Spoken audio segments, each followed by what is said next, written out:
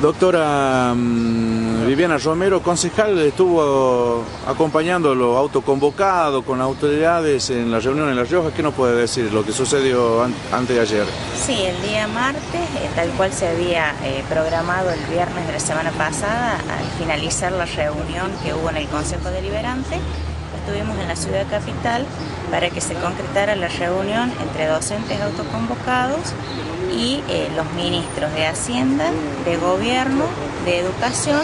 También nos acompañó el secretario de Seguridad de la provincia y el jefe de la policía.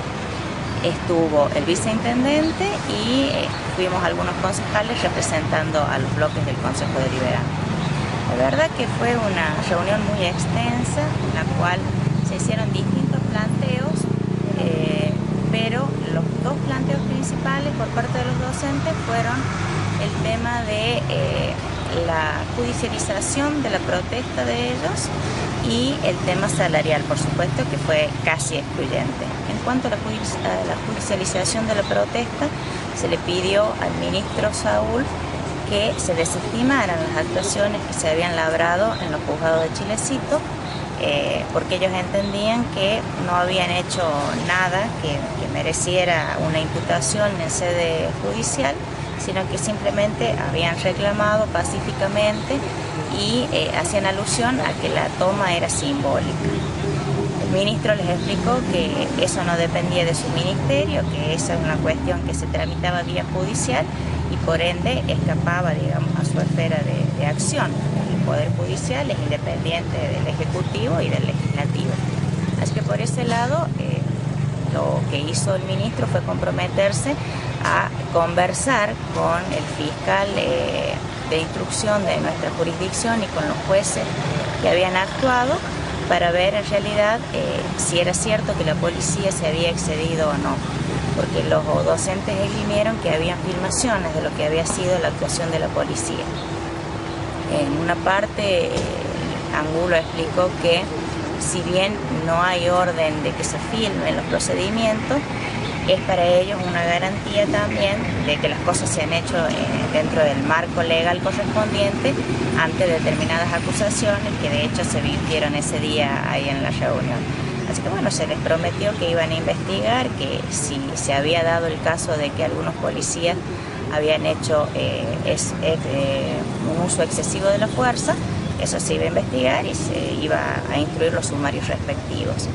Después, el ministro Guerra explicó cuál era la situación actual financiera de la provincia, cuánto era lo que se invertía en educación, cómo se gastaba y por qué la propuesta que había hecho el ministerio realmente no podía superarse, teniendo en cuenta el impacto que generaba ese incremento de los docentes en lo que era toda la masa de fondos que se manejaba mensualmente en la provincia. También se les hizo saber, por ejemplo, la cantidad de sueldos que paga la provincia y que en líneas generales se les pidió que no que se solidarizaran con el resto de los empleados, sino que entendieran que aquellos fondos que van ingresando a la provincia y que han sufrido un incremento en relación a lo que fueron los meses anteriores del 2013, que era un paralelo que había hecho el profesor Gaitán, no podían ser afectados todos al pago de sueldo, porque en realidad la provincia no era solamente un mero pagador de sueldo, sino que tenía otras actividades que cumplir. Así que por ese lado yo creo que se eliminaron algunas dudas que se tenían respecto a qué hacía la provincia con los fondos, y después el ministro Flores explicó la cantidad de docentes que hay en Chilecito, cómo está distribuido, digamos, el ingreso. Él hizo referencia a 3 grupos, 500 que superaban, o sea, que iban de los 10.000 a los 24.000, 500 que estaban de 7.000 a 10.000 pesos y 600 docentes que sí eran los que estaban percibiendo un haber mucho menor que el resto. Y bueno, en realidad lo que se trataba era de mejorarle al inicial para que no fuese tan grande la brecha entre el que recién inicia y el que ya tiene muchos años de antigüedad, que es el que se beneficia particularmente con ese ítem de antigüedad, que ustedes ya saben cómo se incrementa proporcionalmente de acuerdo a los años de servicio. Pero bueno, desgraciadamente no se destrabó nada. Lo último que se dijo en esa reunión, que culminó a las 15 horas, fue que, bueno, esa era la propuesta que tenía el gobierno y que de esa propuesta no se podía mover, y a su vez los docentes dijeron que, bueno, que si no había otra propuesta, la medida iba a seguir de la misma manera. Después nosotros estuvimos conversando antes de retornar a Chilecito, viendo la posibilidad de que se cambie la medida, que si bien se pueda continuar con la lucha por un reclamo salarial, que ellos revean la medida de fuerza, que busquen otras opciones, no sé, una media jornada, marcha o algo diferente, pero que debía darse inicio al ciclo lectivo, porque en realidad la responsabilidad de que el ciclo lectivo no haya iniciado en el departamento no es solamente del gobierno, como dicen los docentes. Acá hay responsabilidades compartidas. Por un lado, el gobierno que dice que no puede modificar la oferta y los docentes que no quieren modificar la medida. Y estamos perdiendo de vista los más perjudicados, que son los chicos, que han quedado en el medio de este conflicto y desgraciadamente, más allá de que los docentes manifiestan que este tiempo que se está perdiendo se puede recuperar, yo la verdad que ya estoy teniendo mis serias dudas al respecto de si lo que vamos perdiendo puede llegar a recuperarse en el transcurso del año o van a tener que reducirse drásticamente los contenidos que estaban previstos para cada curso, pero la cuestión es que a esta fecha, 10 de abril, todavía no hemos iniciado el ciclo y eso es lo preocupante para todos, porque los docentes, está bien, ellos están haciendo un reclamo que consideran justo, pero también son padres. O sea, la sociedad en general, la mayoría de los que vivimos en Chilecito, mandamos a nuestros hijos a una escuela pública. Defendemos la escuela pública, entonces lo que necesitamos es que se dé inicio al ciclo. Y si esto persiste, ¿cuántos padres que tienen sus hijos en una escuela pública van a poder sacarlos de ahí e inscribirlos en una escuela privada para que no pierdan el año? Esa no es la solución, como alguien comentó ese día. O sea, la escuela privada está bien, está dando clases y todo, pero no es la solución para aquel que no quiere que su hijo pierda el ciclo. No todos están en condiciones de afrontar una cuota de una escuela privada. ¿Quién comentó eso? ¿De sacar al chico de la escuela pública? No recuerdo, pero en principio se dudó, por ejemplo, el día viernes, de que quienes estábamos en esa reunión estuviéramos preocupados por la situación, porque mandábamos los hijos a la escuela privada y de ahí de todos los que estábamos, desde el viceintendente para abajo. El viernes en el consejo, dice claro, eso. todos mandan los chicos a la escuela pública, la escuela normal es pública, no es privada. Y allá el día martes tampoco logramos que entendieran que podían continuar con el reclamo, pero que la medida tenía que ser modificada. En el tema no se planteó el tema que no ocupen la escuela como lo estaban haciendo, porque es el impedimento por lo cual se le promovió acciones, que ellos fueron a pedir que... ellos hablan de una toma simbólica de los establecimientos. Nosotros entendemos que no es simbólica desde el momento que el que quiere ingresar no podía hacerlo libremente, o sea, simbólica si yo estoy parada al costado de la puerta y la puerta permanece abierta. Ya sea que haya un docente que quiera dar clase o que ninguno quiera dar clase, la escuela como establecimiento público debe estar abierta. Y ellos se cierran en que es simbólica la toma y bueno, desgraciadamente al no ser así, se produce este desalojo que había sido ordenado por la justicia y que se operativizó este día domingo por la tarde. Pero bueno, la idea es que los docentes que a lo mejor en un primer momento estuvieron de paro y han decidido levantarlo porque es una medida que aparentemente no va a tener final, porque si siguen en la postura de que esa va a ser la medida que van a utilizar para reclamar, podemos estar terminando el mes y las cosas no van a cambiar. Hay docentes que, gracias a Dios, han decidido levantar el paro, más allá de entender que el reclamo que están haciendo los compañeros es justo. Entonces, bueno, si Dios quiere, de a poco es probable que vayamos recuperando, digamos, las clases. No sé si en la misma proporción en todos los establecimientos, pero al menos vamos a empezar a ver ya los chicos que pueden volver a las escuelas. ¿La actuación del juez, el fiscal, para usted es correcta?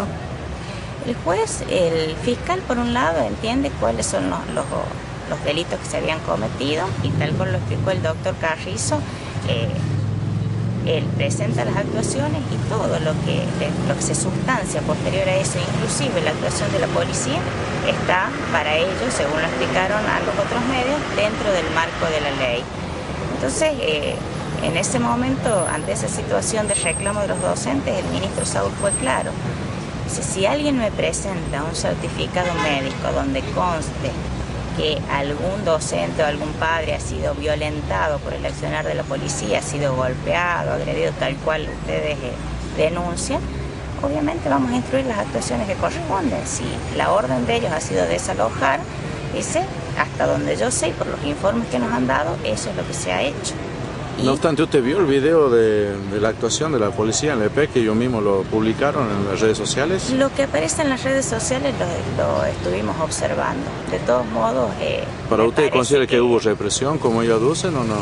Ayer una docente me informó que en el caso del profesor Palacios, que es el profesor que uno en el video ve que es levantado por la policía, me informó que el profesor presentaba algunas marcas en los brazos, que estimo yo que debe ser propia de la fuerza que se aplica para levantar a una persona que está en el piso. Yo lo conozco al profesor hace muchos años, hemos sido compañeros de estudio y demás, lo considero una excelente persona y un excelente docente, pero me imagino que no hubiera sido necesario llegar a esto si cuando se va a hacer efectiva la orden, los docentes simplemente se desplazan hacia un costado del establecimiento, hacia la vereda, para que la policía pueda cortar el candado, abrir la puerta o hacer lo que tenía que hacer para que se generara esa posibilidad de ingreso a los establecimientos. Y no obstaculizar. Yo no voy a cuestionar la acción de la policía, ni tampoco voy a cuestionar, digamos, el proceder de los docentes. Sí me gustaría que si decimos que la toma es simbólica, sea efectivamente simbólica. El profesor Pedro Zucán se mostró molesto porque dice que el día viernes ustedes le garantizaron una cosa y el domingo les mandaron a la policía. No, primero que la actuación de la policía no depende de que nosotros le pidamos o no le pidamos que haga algo. Fue la justicia la que emite la orden de desalojo de los establecimientos públicos y ya se había hecho efectivo anteriormente el desalojo de las calles. Lo que se dijo ese día en el Consejo, cuando ellos hablaron de la persecución que sufrían por la fuerza pública y demás, es que se iba a hablar con el ministro de Gobierno y Derechos Humanos a los fines de ver cuál era la situación real y que dejara, si se estaba realmente persiguiendo a los docentes, que esto dejara de hacerse. O sea, porque algunos docentes decían que tenían una custodia permanente desde la salida de sus hogares hasta el lugar donde iban a manifestarse, que permanentemente en los establecimientos había custodia policial y en un número que a ellos les llamaba poderosamente la atención porque no eran delincuentes, que ellos no iban a robar ni las rejas ni nada que estuviera en el establecimiento, pero les llamaba la atención tanto movimiento de la fuerza pública. Entonces lo que se hizo fue hablar con el ministro a los fines de que tomara conocimiento de lo que estaba pasando en Chilecito, de acuerdo a la versión de los docentes, y se investigara y se actuara en consecuencia. No que nosotros le dijimos no va a haber represión y el día domingo los mandamos a reprimir, porque no es una cuestión que dependa del cuerpo. Y ese día se reunieron con los concejales y con los diputados. Y la policía depende del ministro de Gobierno, no depende de nosotros. Doctora, ¿para usted considera que son los mismos ciudadanos antimineros asambleístas, por lo cual usted lo conoce a todos? Yo la verdad que veo muchas caras conocidas. El tema es que cuando se da toda la cuestión de la minería y surgen las asambleas protestando acá en Chilecito y en Famatina, eran justamente los docentes, digamos, los que más se involucraron en la problemática en relación a lo que era la actividad minera y en relación a lo que era la defensa del medio ambiente y demás, como si una cuestión fuera incompatible con la otra. Yo la verdad que, como dice usted, conozco la mayoría a través de eso y bueno, al ser docentes estamos viendo esas personas, lo que no quiere decir de que la cuestión sea exclusivamente a partir de las asambleas. Me llama la atención la presencia de personas que no son docentes y que no son padres. Eso sí es llamativo, pero bueno, ayer escuché en un medio radial que decía que su presencia en los establecimientos, más allá de no ser madre, no ser docente, ni nada por el estilo, obedecía a que el reclamo debe ser de la comunidad toda, porque la defensa de la educación pública nos corresponde a todos. ¿Se menciona a Marcela Clavé?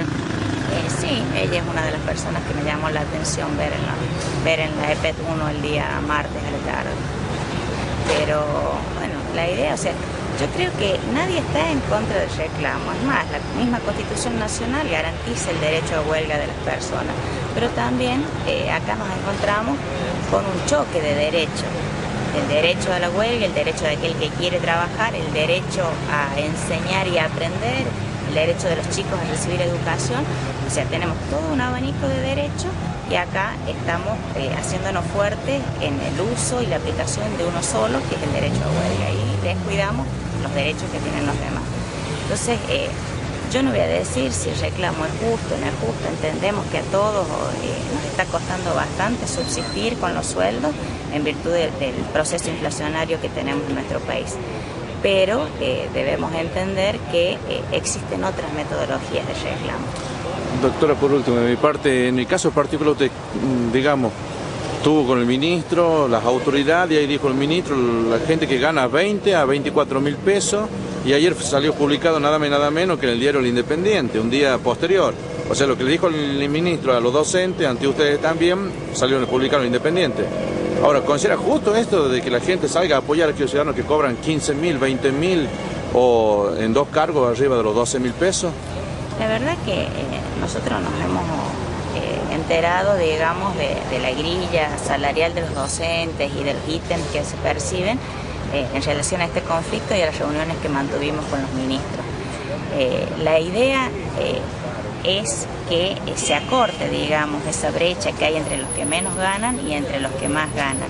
Nadie dice si es justo o injusto en relación a eso. Hay muchas personas que cobran muy buenos ingresos, pero que en realidad están trabajando y están favorecidos por este ítem que es un derecho, como es el pago de la antigüedad. La antigüedad, ¿cómo usted sabe, como docente, doctora, cómo es el tema? ¿De acuerdo a 10 años, la antigüedad? 20 años. Estamos hablando sobre el básico. Sobre el básico. Y a partir de los 24 años creo que es el 120%. O sea que el que tiene un básico de 2.500, el 50% serían 1.250. A tener 20 años, el 100%, estamos hablando de 5.000. Sí. Eso sería únicamente la antigüedad, estamos hablando. Sobre el ítem de antigüedad, pero todo lo que va al básico impacta sobre varios ítems que tienen el recibo docente. Pero la cuestión acá yo creo que va más allá del que gana 20, el que gana 24 o el que gana 15. La cuestión es poder subsanar toda una serie de irregularidades que a raíz de este conflicto se han ido descubriendo en relación a personas que tienen cargos y se producen incompatibilidades con otras funciones, más allá de que el docente es el único empleado público que puede tener otro cargo. La cuestión es que hay docentes que necesitan un día de 40 horas para poder cumplir en todos los cargos por los cuales están cobrando. Entonces, esa situación yo creo que va a ser positiva y ellos son conscientes de que se va a empezar a investigar esto, de que se va a empezar a ordenar, digamos, un poco, porque el problema radica en que educación no cruza la base de datos con las otras áreas que son del Estado. Entonces se basa solamente en la declaración jurada que presenta el docente, donde declara los cargos que tiene. La cuestión, o sea que el docente miente entonces en su declaración jurada. No sé si miente, muchos dijeron que más que mentir, acá teníamos que hablar de padrinos políticos. Y me parece que en eso tienen razón, hay mucha gente que está avalando cuestiones que no corresponden, pero yo creo que ellos ya son conscientes y que esto es lo positivo que rescato del conflicto, de que ese tipo de situaciones se va a empezar a subsanar. Lo que sí espero es que si usted, por ejemplo, fuera docente y estuviera en situación de incompatibilidad y tuviera 2 o 3 cargos, y a usted lo afecta la investigación y eso implica que usted pierda un cargo, después no salga a hablar de persecución política o porque ha estado enrolando las banderas del reclamo, justamente a usted van a ir y lo van a perjudicar. O sea, yo lo que espero es una actitud madura de aquellas personas que están en esa situación de incompatibilidad, que ellos saben que están cobrando dinero que no les corresponde cobrar. Y bueno, si esa situación se subsana, que al menos tengan la delicadeza de no salir a victimizarse, porque en realidad estamos haciendo justicia, digamos, no solamente por una cuestión de que no les corresponde cobrar, sino para los otros docentes que van a poder ocupar esas horas que este docente estaba Pasó lo mismo cobrando. En el Consejo Deliberante y pasó lo mismo en La Rioja, de acuerdo a lo que nos dijo el diputado Molina. Se habló del profesor Roberto Clor, que a su vez es presidente del Comité Radical, y que los radicales hablan de ética, de corrupción, todo eso. ¿Qué se les dice a la sociedad y usted como concejal ¿Cuál es la situación? ¿Es cierto que tiene un alto cargo el profesor Roberto Clor ahí en el Consejo? El profesor Roberto Clor está afectado a la Defensoría. Él tiene la categoría 24 y eso haría incompatible el cargo que tiene como director en la escuela de Huanchín. La ley, si no me equivoco, es la 7603, la que establece la posibilidad esa de que el docente pueda tener un cargo en la actividad pública, pero va regulando la cantidad de horas de acuerdo a la categoría del agente. No puede pasar por 40 horas, más de 40 horas, ¿así es? No, el que tiene un empleo público no puede tener más de 20 horas. Y está bien, cuando hablamos de cargo, estamos dentro de esas horas que yo menciono, pero la ley también hace mención a las categorías de los agentes. No es lo mismo un agente categoría 6 a la 18 que un agente categoría 24, que es la máxima del escalafón. Entonces, como esa situación, hay varias, y eso es lo que se va a empezar a trabajar con el ministerio. Inclusive se les ha pedido a los mismos docentes que, si ellos conocen de este tipo de situación, vayan y las denuncien, porque se va a investigar desde el ministerio y se va a proceder en consecuencia. Esta propuesta que hacen los docentes, este pedido que hacen los autoconvocados, ¿tiende a achicar la brecha entre los que más cobran y los que menos cobran o no? No, si bien le va a mejorar considerablemente la situación a los iniciales, porque son los que recién empiezan y no cobran antigüedad, por ejemplo, y los va a llevar de un sueldo que es bajo a un sueldo mejor, la brecha va a ser mucho más grande con aquellos que cobran mucho, que tienen un 120% de antigüedad. Entonces, más allá de eso, el problema no es si se va a agrandar o se va a achicar la brecha, sino que el gobierno no tiene los fondos como para afrontar una diferencia tal en el básico como lo que plantean, que estamos en este momento en 2.750 pesos, llevarla a 6.500, estamos hablando casi de 4.000 pesos, entonces es imposible para el gobierno que pueda llegar a esos números. Gracias, doctora. Gracias.